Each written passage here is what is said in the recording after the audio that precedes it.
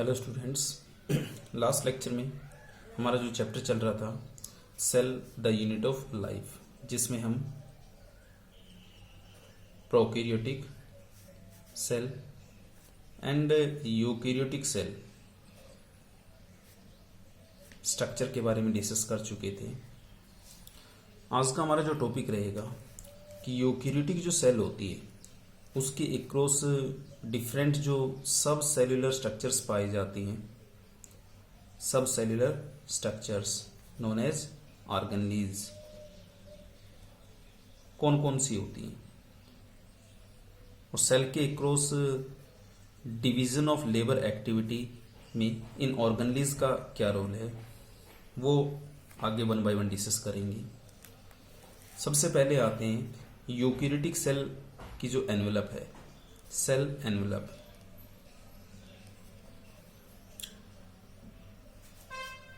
जैसा कि नोन है, plasma membrane is regarded as the boundary of the living cell, but most cell secrete some sort of coat outside the plasma membrane, जिसको हम क्या कहेंगे, cell wall. Living cell के outermost जो boundary wall होती है plasma membrane form करती है, बट मोस्टली जो सेल्स होती हैं वो प्लाज्मा मेम्ब्रेन के आउटरमोस्ट कुछ कोट फॉर्म करती हैं, जिसको हम क्या कहेंगे, cell wall. For example prokaryotic cell है, सर्टेन यूकैरियोटिक सेल है, हैव अनदर एनवेलप, जिसको हम क्या कहते हैं, सेल वॉल। प्रोकैरियोटिक सेल जो एनवेलप है उसके बारे में हम डिस्कस कर चुके हैं। यूकैरियोटिक जो सेल्स होती हैं जो कि protist, fungi and plant, protist, fungi, plants के एक्रॉस जो यूकैरियोटिक सेल्स पाई जाती हैं उनमें सेल मेम्ब्रेन के आउटरमोस्ट जो एनवेलप होती है वो सेल वॉल की फॉर्म में पाई जाती है, बट एनिमल सेल्स में सेल वॉल की अब्सेंस होती है। Now in non living rigid जो स्ट्रक्चर होती है, कैसे डिफाइन कर सकते हैं सेल वॉल को, in non living rigid structure called the cell wall forms an outer covering for the plasma membrane of bacteria, fungi, algae and plants. याद रखिएगा,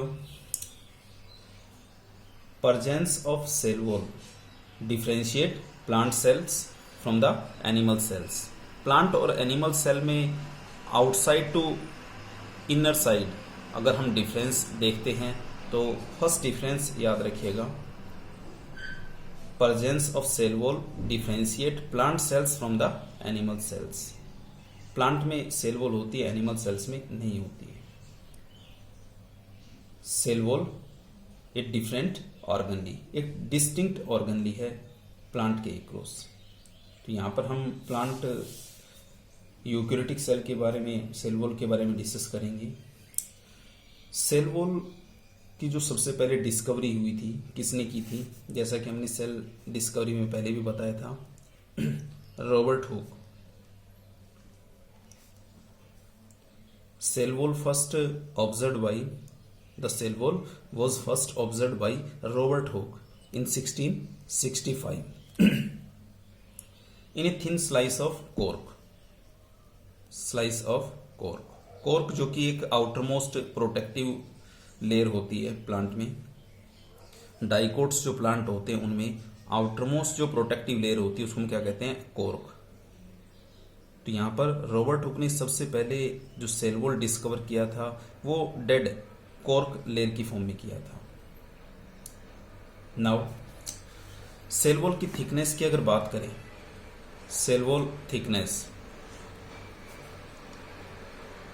कितनी होती है, सेल वॉल की जो थिकनेस होती है वो वेरी करती है डिफरेंट सेल्स में, बट एवरेज अगर माना जाए in between range 0.1 micrometre to 10 micrometre. Cell to cell जो सेल वॉल थिकनेस है वेरी करेगी, बट एवरेज अगर हम मानकर चलें तो किस रेंज में आती है cell wall thickness, 0.1 micrometre to 10 micrometre. Now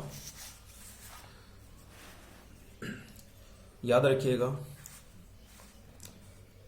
animal cell के एक्रोस सेल वॉल नहीं पाई जाती है, बट प्लांट्स के एक्रोस भी जो गैमेट्स होते हैं, गैमेट्स जो फर्टिलाइजेशन में इन्वॉल्व होते हैं, उन गैमेट्स के एक्रोस भी सेल वॉल एब्सेंट होगी। जू स्पोर्स हैं, गैमेट्स हैं, उनमें सेल वॉल टोटली एब्सेंट होती है। सेल वॉल का जो बेसिक स्ट्रक्चर है किससे बना होता है, याद रखिएगा, structural element of cell wall is microfibril. Microfibril जो कि स्ट्रक्चरल एलिमेंट को फॉर्म करते हैं, माइक्रोफिब्रिल एंड मैक्रोफिब्रिल जो कि एक लेयर के अंदर अरेंज्ड होकर के सेल वॉल का स्केलेटन फॉर्म करते हैं। Cellulose, microfibrils and macrofibrils are arranged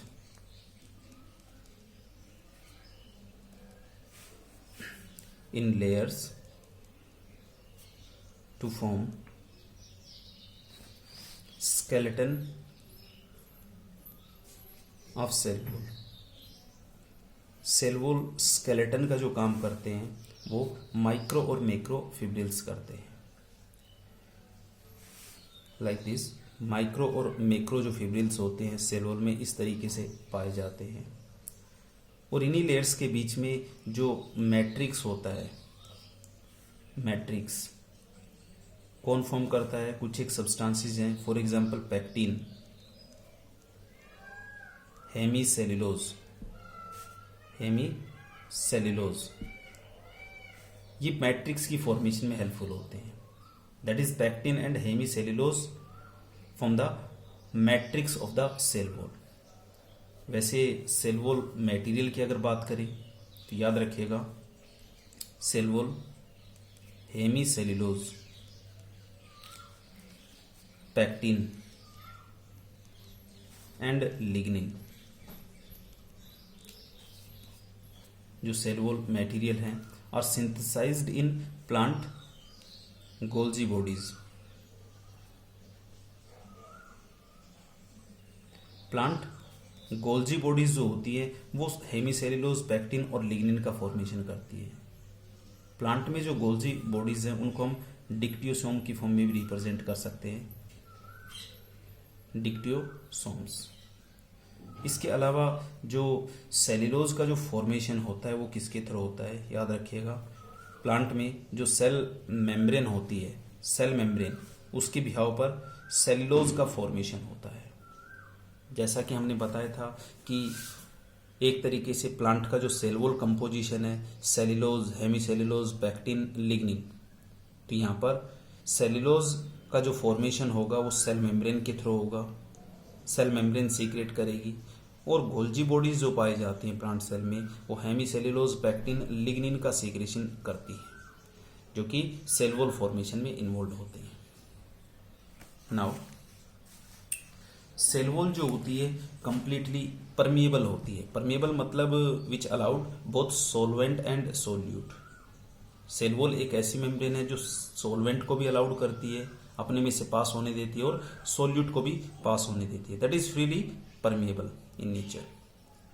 इसके अलावा जैसा कि केमिकल कंपोजिशन में बताया था, प्लांट के एक्रॉस जो डिफरेंट डिवीजन आते हैं उसमें एल्गी के केस में जो सेल वॉल कंपोजिशन है, फर्स्ट जो एल्गल डिवीजन है, cell wall made up of cellulose, galactans, mannans and minerals like calcium carbonate.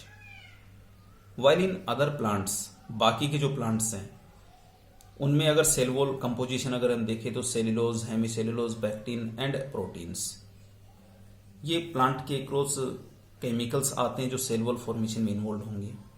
इसके अलावा जैसा कि हमने बताया था कि एडजेसेंट जो प्लांट सेल्स होती हैं, प्लांट सेल्स को कनेक्ट करने का जो काम है, सपोज ये डिफरेंट प्लांट सेल्स हैं, इन प्लांट सेल्स के बीच में जो सीमेंटिंग मटेरियल होगा उस सीमेंटिंग मटेरियल को क्या कहेंगे, मिडिल लैमेला, मिडिल लैमेला। जो कि कैल्शियम मैग्नीशियम पैक्टेट का बना हुआ होता है, made up of calcium and magnesium pectate, calcium and magnesium pectate. But याद रखिएगा, out of calcium and magnesium pectate calcium का जो कंसंट्रेशन होता है वो ज्यादा होता है, हाई कंसंट्रेशन मिडिल लेमिला में। That is middle lamella is consist of calcium and magnesium pectate, but amount of calcium is more. ये जो मिडिल लेमिला होता है इसको प्लांट सीमेंट के फॉर्म में भी रिप्रेजेंट कर सकते हैं। प्लांट सीमेंट मतलब प्लांट की सेल्स को जोड़ने का जो काम करता है, ग्लू का जो काम करता है, वो मिडिल लेमिला करता है।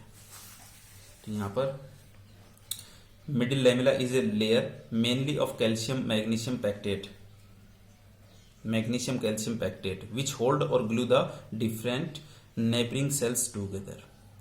इसके अलावा जैसा कि आप देखते हैं कि स्टार्टिंग के अंदर जो फ्रूट होता है ग्रीन कलर का होता है, हार्डनेस होती है फ्रूट में, बट जैसे जैसे फ्रूट पकता है, फ्रूट राइपनिंग होती है, तो फ्रूट सॉफ्ट हो जाता है, पल्पी हो जाता है। किसकी वजह से हार्डनेस थी और पल्पी किसकी वजह से हो गया?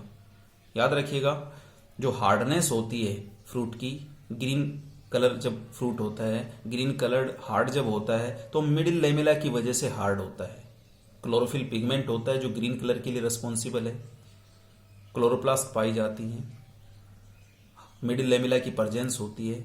बट एंजाइमेटिकली और हॉर्मोन्स की हेल्प से जैसे जैसे मिडिल लेमिला डिजोल्व होगा तो वहां पर हार्डनेस सॉफ्टनेस में कन्वर्ट हो जाती है, फ्रूट पल्पी हो जाता है। क्रोमेटोफोर्स जो पिगमेंट्स होते हैं, कलर्ड जो पिगमेंट्स होते हैं, उनको रिटेन करना शुरू कर देता है फ्रूट।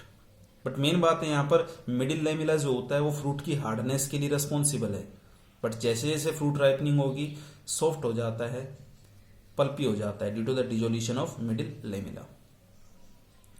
इसके अलावा सेल वॉल और मिडिल लेमिला में be crossed by plasmodesmata which connect the cytoplasm of the neighbouring sales.